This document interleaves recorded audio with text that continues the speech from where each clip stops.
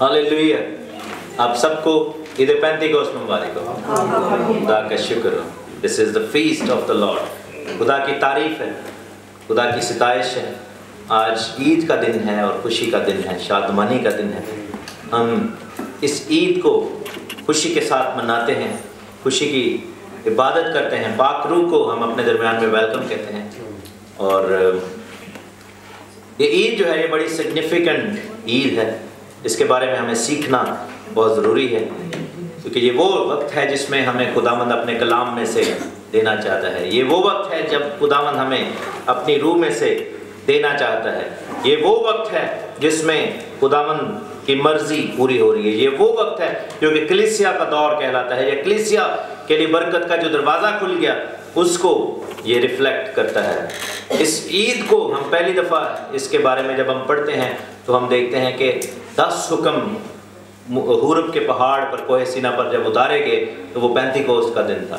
That was the first time when the Pentecost was celebrated from the time of Passover। क्योंकि Pentecost जो है वो पहले फलों की ईद वाले दिन, जिसको हम रेजरेक्शन डे कहते हैं, उससे 50 दिन गिनकर जो है वो पेंटिकोस्ट को मनाया जाता है। और रेजरेक्शन डे या पहले फलों की ईद ईद फसा के बाद आती है, जो कि हफ्ते का पहला दिन होता है, जिसके बारे में हम लेविटिकस चैप्टर 23 में देखते हैं। जल्दी से देख लें मेरे साथ। एहबार की किताब उसका 23 बाब और उसकी हम आयत नंबर देखेंगे 9 आयत से। ये पहले फलों की ईद है। लेकिन खुदावंद ने मूसा से कहा कि बनी इस्राएल से कह है कि जब तुम उस मुल्क में जो मैं तुमको देता हूँ दाखिल हो जाओ और उसकी फसल काटो, तो तुम अपनी फसल के पहले फलों का एक पूला काहिन के पास लाना और वो उसे खुदावंद के हुजूर हलाए, ताकि वो तुम्हारी तरफ से कबूल हो। और काहिन उसे सब्बत के दूसरे दिन को सुबह को हलाए।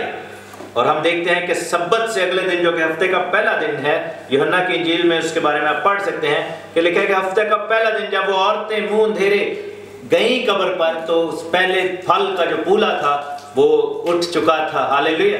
वो खुदावंद के सामने पहला फल जो है वो उठ चुका था, जो कि यीशु मसीह नासरी मुर्दों में से जी उठने वालों में पहला फल ठहरा।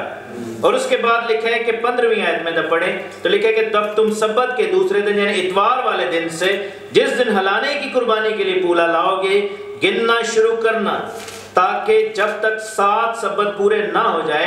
और 7वें सब्बत के दूसरे दिन, यानी कि 7वां सब्बत कौन सा होगा? 49th डे होगा। 7 सब्बत, 7 सते जो है 49, यानी कि 7 वीक्स हमने काउंट करने हैं from the day of the resurrection, from the day of the first fruits, जो कि हमने मनाया इस साल। और जब लिखा है कि 7 सब्बत पूरे हो जाएं और सब्बत से फिर अगला दिन जो कि इतवार का दिन बनता है, जो कि पेंटिकोस्ट का दिन बनता है, जो कि 50वां दिन बनता है, लिखा है कि 7वें सब्बत के दूसरे दिन 50 दिन गिन लेना, तब तुम खुदावंद के लिए नजर की नई कुर्बानी गुजराना। तुम अपने घरों में से एफा के 2.5 हिस्सा के वजन के मैदा के 2 गिरदे हिलाने की कुर्बानी के लिए ले आना। वो खमीर के साथ पकाए जाएं, ताकि खुदावंद के लिए पहले फल ठहरे। अब यहाँ पर हम देखते हैं कि पहली जब कुर्बानी की गई फसा के वक्त, तो कौन सी रोटी जो है वो, कौन सी रोटी खुदावंद के सामने पेश की गई? बेखमीरी रोटी पेश की गई। फसा के वक्त कौन पेश किया गया खुदावंद के सामने? यीशु मसीह नासरी पेश किया गया। वो बेखमीरा है, वो बगैर गुनाह के है। उसने कहा कि मैं यकसाला जो है वो बेऐब बर्रा हूं। लेकिन क्या हुआ कि जब 50 दिन के बाद दोबारा आटे का पेड़ा और रोटी लाई गई, गिरदे लाए गए, जो 2 लोफ्स लाई गई, वो कौन सी थी? वो खमीरी रोटियां थी। यीशु मसीह जो है वो बेखमीरा है। वो फसा के मौका पर कुर्बान हुआ। ईद पेंटिकोस्ट जो है वो हमारी ईद है, इंसान की और कलीसिया की। हम खमीरे हैं अभी तक हम इस गुनाह आलूद बदन में हैं, इसीलिए खमीर वाली रोटी सेकंड टाइम लाई गई, ताकि ये हमें रिप्रेजेंट करती है। जब हम होली कम्युनियन लेते हैं तो वो बेखमीरी रोटी लेते हैं, क्योंकि ये खुदावंद यीशु मसीह को रिप्रेजेंट करती है। लेकिन हम जो हैं, हम अभी तक उस गुनाह के खमीर के अंदर हैं, जब तक हमें जलाली बदन नहीं मिलता। लेकिन इस ईद को जो है वो आज़ादी की ईद इसलिए भी कहा गया क्योंकि ये 50 का जो हिस्सा है, 50 का जो अदद है, इसको जुबली भी कहा जाता है। क्या कहा जाता है? जुबली। मेरे साथ देखें इसी बुक में एक चैप्टर आगे चले जाएं, 25वां जो बाब है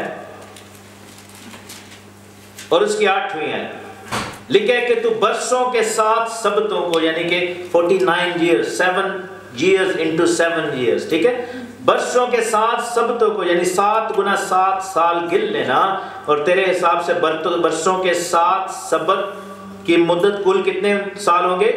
49 साल होंगे।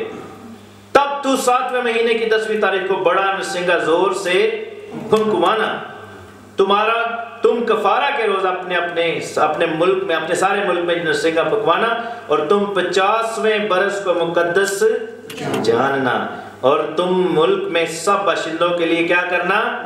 आजादी की मुनादी करना। जब 50वां आता है तो क्या आता है? आजादी आती है। जब 50वां आता है तो जुए टूट जाते हैं। जब 50वां आता है तो गुलाम आजाद कर दिए जाते हैं। जब 50वां आता है तो कर्जे माफ कर दिए जाते हैं। जब 50वां आता है तो वो जुबली का साल है, और लिखा है कि तुम में से हर एक अपनी मलकियत का मालिक हो जाएगा, हर शख्स अपने खानदान में फिर शामिल हो जाएगा। वो 50वां बरस तुम्हारे लिए जुबली का साल हो, तुम उसमें कुछ ना बोना और ना जो उसे जो अपने आप पैदा हो जाए काटना, ना बेछटी ताकों का अंगूर जमा करना, क्योंकि वो साल जुबली का साल होगा, वो तुम्हारे लिए मुकद्दस साल होगा। तुम उसकी पैदावार को खेत से लेकर खाना। क्या होगा कि 50वां जो है उसमें क्या है कि आपको अपने हाथ से बोना नहीं पड़ेगा, लेकिन पैदावार आपको मिलेगी। हालेलुया। आप मेहनत नहीं करोगे, खुदावंद आपको ब्लेस करेगा। हालेलुया। ये पेंतिकोस्त की ईद क्यों जरूरी है? क्योंकि ये हमारी जिंदगी में वो ब्लेसिंग्स लेकर आती है जो फजल के तहत आती हैं, जिसमें बख्शिश के तहत आती हैं, जिसमें हमने कुछ नहीं किया। इनाम जो है वो कैसे लिखा है कि रूह कुदस इनाम में पाओगे। हम कैसे उस बरकत को हासिल करेंगे? Because it's given freely to us. खुदावंद ने क्यों कहा था कि तुमने नहीं बोना, ये मैंने करना है। मैं तुम्हारे लिए उगाऊंगा, because God wants to tell us. खुदावंद चाहता है कि हम जाने कि हमारी इंसानी एफर्ट जो है that will not take us anywhere. हमें ईमान लाना होगा खुदावंद के ऊपर। हमें इंसान के हाथ की तरफ नहीं, खुदावंद के हाथ की तरफ देखना होगा। हालेलुया। खुदावंद के हाथ की तरफ देखना होगा, और खुदावंद हमारे लिए ऐसा करेगा। खुदावंद हमारे लिए ऐसा करेगा। और मेरे अजीजों, यही हमारी कलीसिया का विजन है, यही हमारी कलीसिया की जो है वो स्ट्रेंथ है। हम खुदा का शुक्र करते हैं। जब हमने 3 साल पहले ये काम शुरू किया, हम में से बहुत सारे लोग जो थे वो जो है वो बपतिस्मा याफ्ता नहीं थे। खुदा का शुक्र है कि जब ये काम शुरू हुआ, और उस वक्त जो टारगेट था, हमारा सबका टारगेट था कि एक वक्त आएगा, खुदावंद एक वक्त ऐसा लेकर आएगा कि हम में से सारे निजात याफ्ता होंगे, हम में से सारे जो है वो बॉर्न अगेन होंगे, हम में से सारे जो है वो बपतिस्मे वाले होंगे, हम में से सारे जो है वो पानी के बपतिस्मा में से शामिल हो चुके होंगे, हम में से सारे जो है वो इस लायक होंगे कि इस मेज पर आ सके। और खुदा का शुक्र है कि आज 3 साल के बाद हम ये कह सकते हैं कि हमारी कलीसिया के अंदर एक शख्स जो है वो निजात याफ्ता है। हालेलुया। एक शख्स जो है वो हमारी कलीसिया के अंदर बॉर्न अगेन है। एक शख्स जो है वो हमारी कलीसिया के अंदर जो है वो खुदावंद की उस निजात को लेकर खुदावंद के घर का फर्द है। हमारे इस टारगेट को किसने पूरा किया है? खुदावंद ने पूरा किया। तुम बोओगे नहीं, लेकिन लिखा है कि तुम उस खेत में से फसल को हासिल करोगे, तुम उसको लोगे। ये है spirit of Pentecost. Hallelujah. This is the spirit of Pentecost. इसको हम लेकर चलते हैं कि हम खुदावंद के घर में यहाँ पर मौजूद हैं, खुदावंद यहाँ पर मौजूद है। और अब हमारा क्या विजन है? मेरे साथ देखें एमाल की किताब, एमाल की किताब, क्योंकि असल में जब हम पेंटिकॉस्ट की तकमील को होते हुए देखते हैं तो यहाँ पर हम इसको देखते हैं। एमाल की किताब, बुक ऑफ एक्ट्स चैप्टर 1 और उसकी 3री आयत। लिखा है कि उसने दुख सहने के बाद, यानी फसा के बाद, बहुत से सबूतों से अपने आप को उन पर जिंदा जाहिर भी किया। चुनाचे वो 40 दिन तक उन्हें नजर आता रहा, खुदा की बादशाही की बातें कहता रहा, और उनसे मिलकर उनको हुक्म दिया कि यरूशलेम से बाहर ना जाओ, बल्कि बाप के उस वादा के पूरा होने के मुंतजिर रहो जिसका जिक्र तुम मुझसे सुन चुके हो। क्योंकि यूहन्ना ने तो पानी से बपतिस्मा दिया, मगर तुम थोड़े दिनों बाद रूह कुदस से बपतिस्मा पाओगे। और 8वीं आयत में क्या लिखा है कि जब रूह कुदस तुम पर नाजिल होगा तो तुम कुव्वत पाओगे। यरूशलेम और यहूदी और सामरिया में, बल्कि जमीन की इंतहा तक मेरे गवाह होगे। हालेलुया, खुदा का शुक्र हो। कल हम जब फ्राइडे को लाइव थे तो हमने ये देखा, खुदावन ने कहा कि ये मौका क्या होगा, तुम्हारा गवाही देने का मौका होगा। जब कौमों पर कौमें चढ़ाई करेंगी, जब सल्तनतों पर सल्तनतें चढ़ाई करेंगी, जब यरूशलेम फौजों से घिर जाएगा, जब कलीसिया की एजारसानी होगी, जब हमारे ऊपर परसिक्यूशन आएगी, तो हम किस चीज के गवाह होंगे? खुदावंद यीशु मसीह नासरी के गवाह होंगे। और लिखे कि उस वक्त तुम्हें सिखा दिया जाएगा कि तुम क्या कहोगे, उस वक्त तुम्हें बता दिया जाएगा कि तुम क्या कहोगे, और खुदा का रूह ये हमारे लिए करेगा। हालेलुया, क्योंकि रूह कुदस तुम पर नाजिल होगा। इसका मतलब है कि जब तक हम खुदा के रूह से मामूर नहीं है, हम बाहर नहीं जाएंगे। हालेलुया, हम यरूशलेम में बैठेंगे, हम कलीसिया में बैठेंगे, हम इंतजार करेंगे, हम खुदावंद से उस वादा के पूरे होने के मुंतजिर रहेंगे। अगर कोई आपको ये कहे कि आपको रूह कुदस के लिए दुआ नहीं करनी, क्योंकि बहुत सारे डिनोमिनेशन मानते नहीं है, वो कहते हैं ये तो पहले हो चुका है, ये रसूलों पर हुआ था, अब नहीं होगा, then that person is lying। या तो वो लाइल्म है या उसको वो झूठ बोल रहा है, क्योंकि उसको पता नहीं है। यीशु मसीह ने खुद कहा है कि इसका इंतजार करो, तुम पर रूह कुदस नाजिल होगा। और उसने कहा कि ये वादा तुम्हारे साथ और तुम्हारी नस्ल के साथ और उन दूर के लोगों के साथ भी होगा। तुम में से हर एक अपने गुनाहों की माफी के लिए यीशु मसीह के नाम पर बपतिस्मा ले तो रूह कुदस इनाम में पाओगे। मैं आखिरी दिनों में खुदावंद ने कहा कि हर फर्द बशर पर अपने रूह में से ले लूंगा। तुम्हारे बेटे और बेटियां नबूवत करेंगे। सो अगर कोई ये कहता है, कोई कलीसिया आपको आकर, कोई डिनोमिनेशन, कोई चर्च, कोई पादरी, कोई इंसान, कोई टीचर, कोई भी शख्स आके आपको कहता है कि रूह कुदस आपके लिए नहीं है, तो वो गलत कहता है। क्योंकि रूह कुदस किसके लिए है? जितनों ने बपतिस्मा लिया। तुम जो भी बपतिस्मा लेगा, जो भी यीशु के नाम पर बपतिस्मा लेगा, रूह कुदस नाम में पाएगा। सबके लिए है, हर एक फर्द बशर पर। हम में से सारे इसमें आते हैं। और अगर कोई कहता है कि हाथ रखने से रूह कुदस नहीं मिलता, वो भी लाइल्म है, क्योंकि बाइबल ये सिखाती है कि पतरस और यूहन्ना और बाकी रसूलों ने जब हाथ रखे तो लोगों ने उस बरकत को रिसीव किया। और शिमाउन जो कि जादूगर था, उसने रुपए पैसे की बातें करता रहता था, उसने रुपया पैसा उनको दिया, उसने कहा कि ये वाली पावर मुझे भी दे दो। लेकिन उन्होंने कहा लानत है इस शख्स के ऊपर, क्योंकि इसने खुदा की बरकत को खरीदने की बात की है। दैट मीन्स के हाथ रखने से भी रूह कुदस मिलेगा। अगर कोई शख्स ये कहे कि रूह कुदस की अपनी मर्जी है और वो चाहे तो दे दे, हमें मांगने की जरूरत नहीं, वो भी गलत कहता है। क्योंकि खुदावंद यीशु मसीह ने कहा कि मांगो तो तुमको दिया जाएगा, ढूंढो तो तुम पाओगे। तुम अगर बुरे होकर अपने बच्चों को अच्छी चीजें देना चाहते हो, तो अपने मांगने वालों को रूह कुदस क्यों ना देगा? दैट मीन्स कि खुदावंद की ये मर्जी है कि हम वेट करते रहें। खुदावंद की ये मर्जी है कि हम उस घर में बैठ जाएं। खुदावंद की ये मर्जी है कि हम अपने आप को दुनिया से अलग कर लें। उस वक्त शागिर्दों ने क्या किया? अपने आप को उस बालाखाना में बंद कर लिया। वहां पर वो बहुत सारा राशन लेके नहीं गए होंगे, हो सकता है रोजे रख रहे होंगे, लेकिन वो दुआ में झुके हुए थे। हालेलुया, उन्होंने कॉन्स्टेंटली दुआ की और तब तक नहीं उठे जब तक पाक रूह उन पर नाजिल नहीं हो गया। और लिखा है कि अगर वो इस सबब से कि वो उसका दोस्त है उठकर ना भी दे, तो उसकी बेहयाई के सबब से उठकर उसको जरूर दे देगा। हालेलुया, यानी कि उसकी परसिस्टेंस के सबब से, उसके बार बार मांगने के सबब से। हमने बहुत दफा रूह कुदस के लिए दुआ की और बहुत दफा ऐसा होता है कि हम उस बपतिस्मा को रिसीव नहीं कर पाते। लेकिन इसका मतलब ये नहीं है कि हम मायूस हो जाएं। इसका मतलब यह है कि हमें और मांगते रहना चाहिए। और जो पाक रूह के बपतिस्मा से भी मामूर नहीं है, जिन्होंने गैर जुबानें नहीं बोली, उनको चाहिए कि वो रोज मांगे खुदावंद से, वो अपना वतीरा बना लें। और बाइबल अपने कलाम में खुदावंद ने कहा कि बेइंसाफ काजी ने, क्योंकि बेवा उससे रोज मांगती थी, उसका इंसाफ कर दिया। उन्हें कहा मेरा तो दिमाग खराब करता है, ये तो पीछे पड़ गई है, और उसने उसका इंसाफ कर दिया। उसने कहा कि ये मेरी जान को आ गई है। तो वो जो इंसाफ वाला खुदा है, हालेलुया, हम उसको कहेंगे खुदावंद तूने ये वादा किया अपने कलाम में, तूने अपने बंदा पतरस के वसीला से कहा, जो कि रूह कुदस से मामूर होकर कह रहा था कि अगर तुम तौबा करो और अपने गुनाहों की माफी के लिए यीशु मसीह के नाम पर बपतिस्मा ले, तो तुम रूह कुदस इनाम में पाओगे। ऐ खुदावंद मैंने तौबा की है, हालेलुया, ऐ खुदावंद मैंने बपतिस्मा लिया है, ऐ खुदावंद मैंने अपनी जिंदगी तुझे दी है, ऐ खुदावंद मैंने तेरे उस वादे को, तेरे उस रिक्वायरमेंट को पूरा किया है, ऐ खुदावंद मैंने अपनी जिंदगी को तेरे सामने पेश कर दिया है, अब तू मुझे बरकत दे, अब तू मुझे बरकत दे। खुदावंद तेरा ये वादा है कि आखिरी दिनों में मैं अपने हर फर्द बशर पर अपने रूह में से उंडेलूंगा और खुदावंद अपने वादों को पूरा करेगा। हमें क्यों रूह कुदस चाहिए? मेरे साथ देखें ग्रंथियों का खत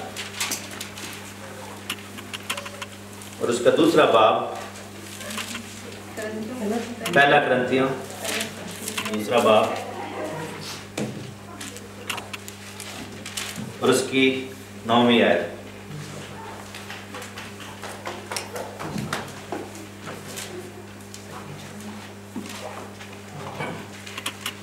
बल्कि 6ठी आयत से।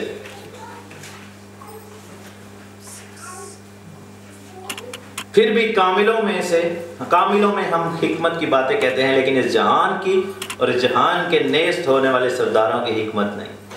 दैट मीन्स कि कलीसिया को इस दुनिया का नॉलेज से क्या असर होगा? कलीसिया को इस दुनिया की बड़ी बड़ी बातों से क्या सरोकार?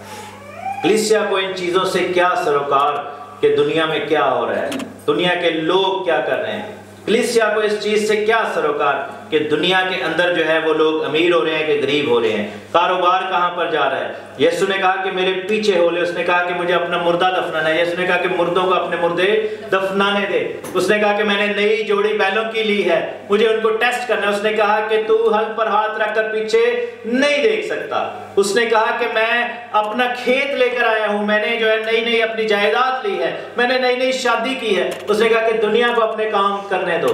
कलीसिया को बुलाने का मकसद खुदा का क्या है कि इस जहान की हिकमत की नहीं, इस जहान के लोगों की नहीं, इस जहान की चीजों की नहीं, बल्कि खुदावंद की बात की जाए। और लिखा है कि हम खुदा की वो पोशीदा हिकमत भेद के तौर पर बयान करते हैं जो खुदा ने जहान के शुरू से पेशतर से हमारे जलाल के वास्ते मुकर्रर की, जिसे इस जहान के सरदारों में से किसी ने ना समझा, क्योंकि अगर समझते तो जलाल के खुदावंद को मसलूब ना करते। बल्कि जैसा लिखा है वैसा ही हो कि जो चीजें ना आंखों ने देखी, ना कानों ने सुनी, ना आदमी के दिल में आई, वो सब खुदा ने अपने मोहब्बत रखने वालों के लिए तैयार कर दी। लेकिन हम पर खुदा ने उनको किसके वसीला से जाहिर किया है? रूह के वसीला से जाहिर किया है। पाक रूह क्या करता है? जो चीजें आंखें नहीं देखती उनको जाहिर करता है। पाक रूह क्या करता है? जो चीजें कानों ने नहीं सुनी वो खुदावंद का रूह हमें बताता है।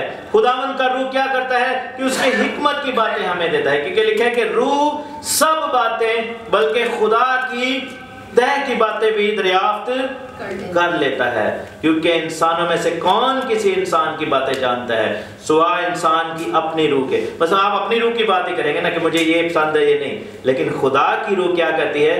खुदा की बातें हमें बताती है। हालेलुया। खुदा की रूह क्या करती है? खुदा की बातें हमें बताती है। अगर इस आखिरी जमाना में हम रह रहे हैं, पाक रूह क्यों चाहिए? क्योंकि खुदा की बातें हमें पता लगेंगी। लोग अदम मार्फत से हलाक हो जाएंगे, लेकिन बाइबल कहती है कि खुदावंद इससे पहले कि दुनिया की अदालत करे वो अपने नबियों पर अपना भेद जाहिर करेगा। लोग क्या होंगे? लोग दुनिया के पीछे भागने वाले दुनिया के अंदर गर्क हो जाएंगे, लेकिन आखिरी जमाना में हमें कौन तैयारी करेगा? हमें हमारी तैयारी कौन देगा? रूह कुदस। रूह कुदस का काम क्या है? कलीसिया को तैयार करना। गवाही के लिए कौन तैयार करेगा? उसने कहा कि जब तुम्हें अदालत में पेश किया जाए तो तुमने ये नहीं सोचना कि तुमने क्या कहना है, क्योंकि खुदा का रूह तुम्हें सिखा देगा कि तुमने क्या कहना है। पाक रूह क्या करेगा कि हमें नेमतें देगा। पाक रूह हमें शिफा की कुव्वत देगा। पाक रूह हमें जो है वो नबूवत की नेमत देगा। नबूवत की नेमत अगर कलीसिया में हो, हमें पहले से पता होगा कि दुनिया में क्या होने वाला है, क्योंकि खुदा का रूह हमें बता देगा। हालेलुया। अगर हम में से कोई बीमार है और लेट्स से कि मुखालिफ मसीह के लोग कहते हैं कि जब तक ये छाप नहीं लोगे तब तक तुम्हें दवाई नहीं मिलेगी, पाक रूह क्या करेगा कि अपने लोगों पर ऐसी बरकत नाजिल करेगा कि आप हाथ रखेंगे तो लोग शिफा पा जाएंगे, आप दवाइयों के डिपेंडेंट नहीं रहेंगे। हालेलुया। मुर्दा जो है वो जिंदा कर दिया जाएगा। हालेलुया। खुदावंद के कलाम के वसीला से पाक रूह क्या करेगा? हमें पहले से आने वाली चीजों की खबरें देगा। उसने कहा कि मैं जाता हूं ताकि तुम्हारे लिए मददगार तैयार करूं, मददगार भेजूं, और वो मददगार हमें चाहिए। किसकी मदद चाहिए हमें? रूह पाक की। डिनोमिनेशन की मदद चाहिए? नहीं, अगर कोई ये समझता है कि आखिरी ज़माना में हमें डिनोमिनेशनें बचाएंगी तो वो झूठ बोलता है, गलत समझता है, बेवकूफ़ है वो। अगर कोई ये समझता है कि हमें कोई इंसान बचाएगा, वो गलत है, वो बेवकूफ़ है। अगर कोई ये समझता है कि हमें किसी के पीछे लग जाना चाहिए ग्रुप के, वो गलत समझता है। क्योंकि आखिरी ज़माने में हमें कौन बचाएगा? पाक रूह बचाएगा।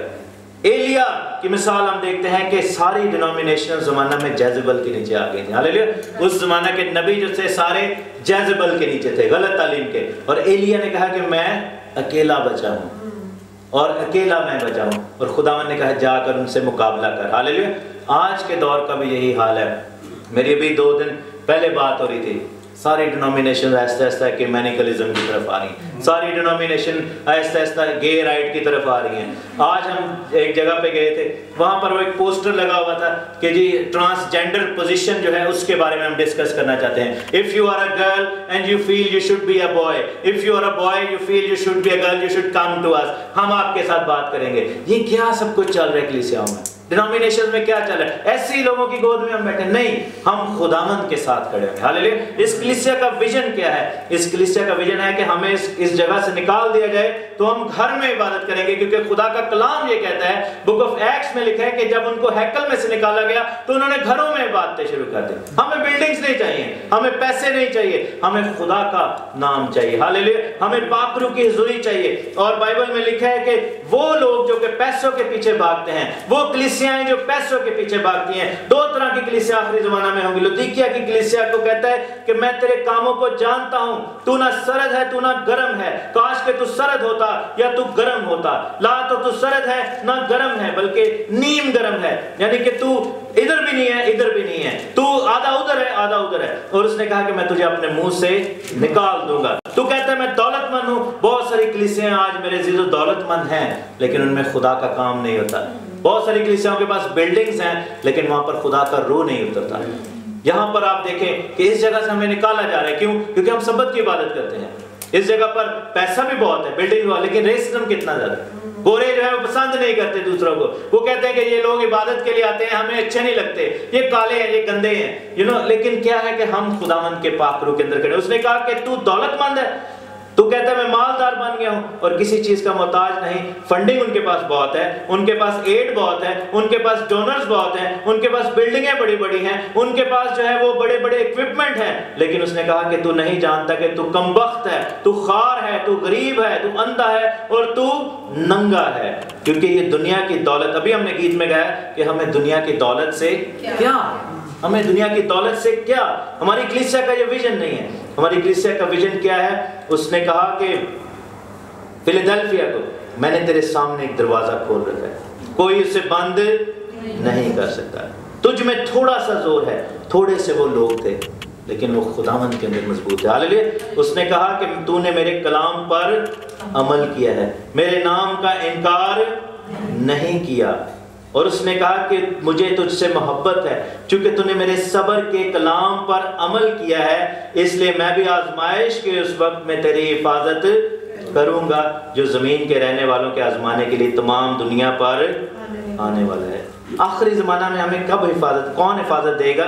मेरा बैप्टिस्ट चर्च नहीं देगा, मेरा पेंटिकॉस्टल चर्च नहीं देगा, मेरा कैथोलिक चर्च नहीं देगा, बल्कि इन डिनोमिनेशंस को खुदावंद आखिरी जमाना में जज करेगा। God will stand against those people। और खुदावंद ने कहा है कि मैं इनको पहले जज करूंगा, जैसा कि पतरस के खात में लिखा है कि पहले अदालत उस अपने घर से करेगा, अपने घर से वो अदालत करेगा। मेरे साथ देख ले, मैं झूठ नहीं बोल रहा, मेरे साथ देखे पतरस का खत,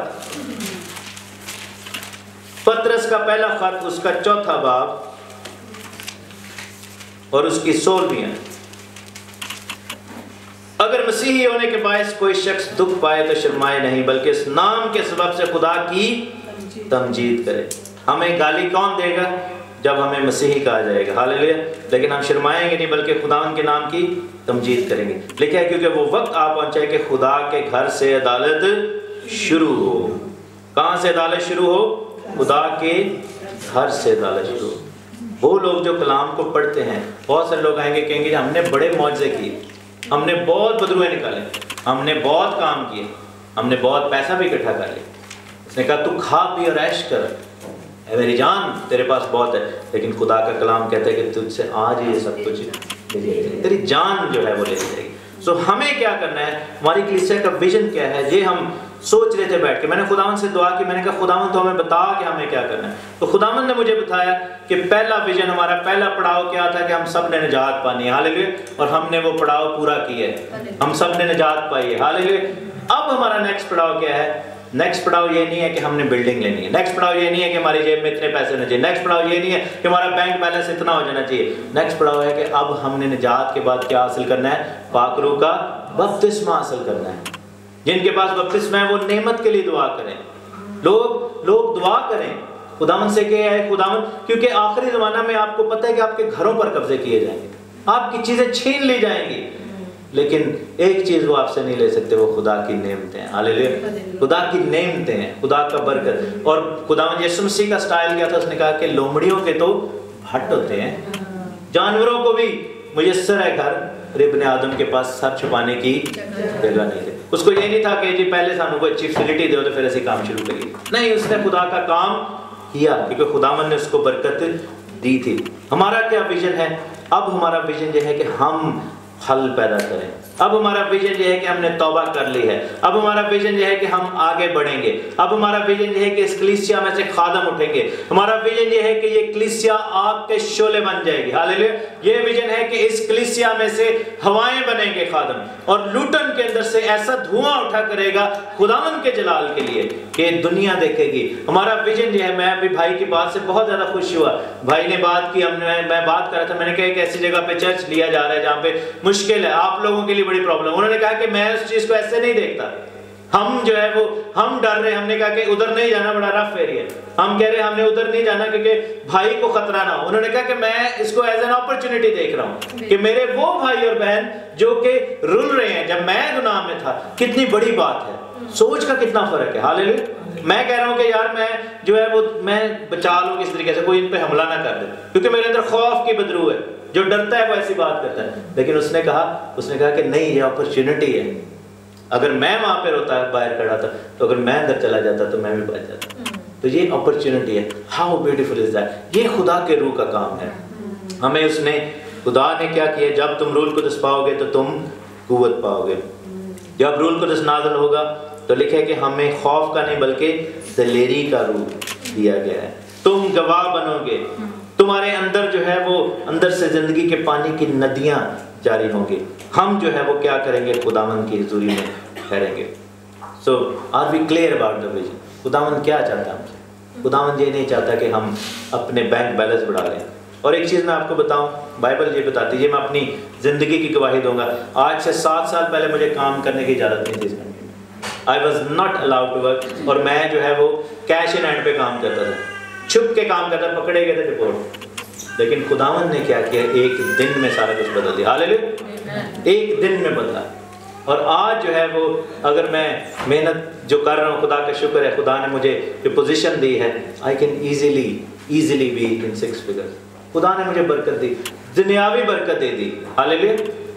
मैंने नहीं मांगा खुदा से, हमने ये किया। मैं भाई की मिसाल, हमारी कलीसिया में बहुत सारे ऐसे लोग हैं, भाई की मिसाल देखो कि हम रूहानी तौर पर अगर आगे बढ़े तो खुदावंद हमें जिस्मानी तौर पर भी पीछे नहीं कर रहने देंगे, हालेलुया। उसने सुलेमान बादशाह से क्या कि तू मांग क्या मांगता है? तू दौलत मांगता है, शोहरत मांगता है? उसने कहा कि मैं हिकमत मांगता हूँ, मैं तेरी रूह मांगता हूँ, हालेलुया। उसने कहा कि चूंकि तूने वो मांगा है जो मेरी मर्जी के मुताबिक है, मैं तुझे अब दौलत भी दूंगा, हालेलुया। ये खुदा का काम है। सो बाइबल कहती है कि पहले उसकी बादशाही की तलाश करो, पहले उसकी बादशाही की तलाश करो। ऐसा ना हो कि वो जो दौलत के पीछे भागते हों वो सबसे गरीब रह जाएं, और वो जो खुदावंद के पीछे भागते हैं उनको वो भी मिल जाए और दौलत भी मिल जाए, ठीक है।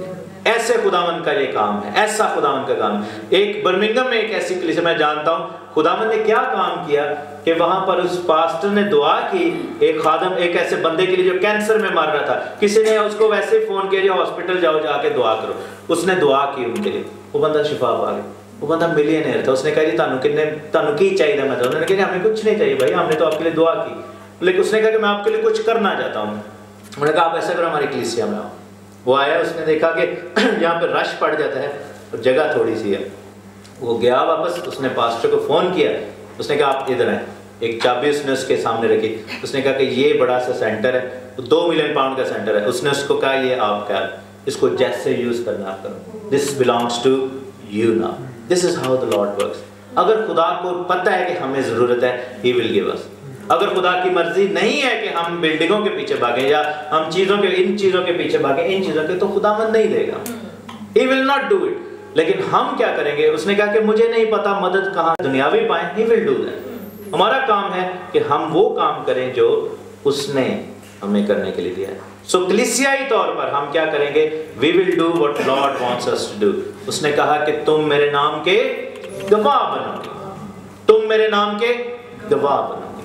हमारा काम है गवाही देना, आगे जो खुदावंद का है वो खुदावंद को करने दे। Let him do what he does, he does best. आमीन। वो हमें देता है और इसकी मिसाल हमने दी है हमारी जिंदगी में। खुदा ने बहुत मैंने खुदावंद से कमिट किया, मैंने खुदावंद आज से मैं तेरा काम करूंगा। मैं किसी से नहीं कहूंगा कि सानू भी बुलाओ, सानू कलाम सुना दो। खुदावंद तू करेगा ये काम, ये तेरा काम है, तू कर। और मेरा काम है कि मैंने कलाम सुनाने से पीछे नहीं हटना, मैं मुड़ना नहीं कलाम सुना। और वो दिन और आज का दिन, and God has blessed us so much. बगैर मांगे जॉब्स मिली, बगैर मांगे खुदावंद ने हमें बरकत दी, बगैर मांगे खुदावंद ने हमें दुनियावी तौर पर ब्लेस किया। और आप ये देखें कि अगर हम कलीसियाई तौर पर झुक जाएं और कहें खुदावंद से कि खुदावंद अगर हमारी एग्जिस्टेंस को लेके तेरी कोई मर्जी है, having us a building, having us resources, having us anything, do it. खुदावंद जरूर करेगा मेरे लिए। He will do that. He will do that. He will do that. उसके लिए मुझे किसी पादरी के पास जाने की जरूरत नहीं, क्योंकि बाइबल ये कहती है अगर बाइबल को कुल्हाड़ी के साथ आधा आधा किया जाए तो जो बिल्कुल मिडल में एक वर्स है वो ये है, मेरे साथ देखिए ज़बूर 118। ये वो वाली वर्स है जो कि आधी बाइबल इधर है और आधी बाइबल इधर है। दैट मीन्स कि ये वर्स बाइबल का सेंटर है, निचोड़ है।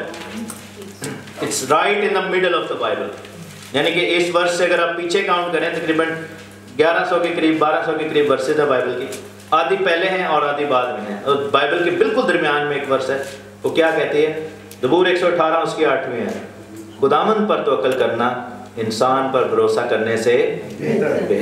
Hallelujah, hallelujah. This is the heart of the Bible, this is the centre of the Bible, the most middle verse of the Bible. Our vision is to trust the Lord, our vision is to ask for the Holy Spirit. मैं चाहता हूँ कि हमारे अंदर जितने भी तोड़े हैं हमारी कलीसिया के पास, वो बच्चों में ट्रांसफ़र करना शुरू करें। हम अपनी टैलेंट्स जो हैं वो बच्चों में ट्रांसफ़र करें। जो हमें खुदा ने बरकतें दी हैं हम बच्चों, खुदावन ने आपको अकाउंट्स का तोड़ा दिया है, खुदावन ने प्रोफेशनलिज्म का तोड़ा दिया। I am a very professional sales person, I can talk to the kids. हम इन बच्चों को जो है वो सिखाएं इनकी प्रोफेशनल लाइफ। हमें जो दुआ के तोड़े दिए, मैंने ऑलरेडी इन बेटियों को मैं बताता हूँ कि साउंड को कैसे सेट करना है, because this is a gift. और मुझे ये ख्वाहिश है, दिलावर भाई को खुदा ने म्यूज़िक का तोड़ा दिया, एंड आई बिलीव कि खुदावन चाहता है कि दिलावर भाई जैसे लोग ऐसे यहाँ पर म्यूजिशियंस पैदा कर रहे हैं। अगले साल हम यहाँ पर गिटारिस्ट देखें, एक तबला नवाज देखें, एक कीबोर्डिस्ट देखें। मैं चाहता हूँ कि मैं अपना ये तोड़ा आगे ट्रांसफर करूँ। So we will see a band here जो कि खुदावन की प्रसिद्ध करे। हालेलुया। हम में से जो जिसके पास तोड़ा है, बाकी सारा कुछ काम कौन करेगा? ये खुदावंद करेगा। दिस इज गॉड्स विल, और खुदावंद चाहता है कि हम बरकत पाएं। खुदावंद आप सबको बरकत दे, बरकत दे। आमीन।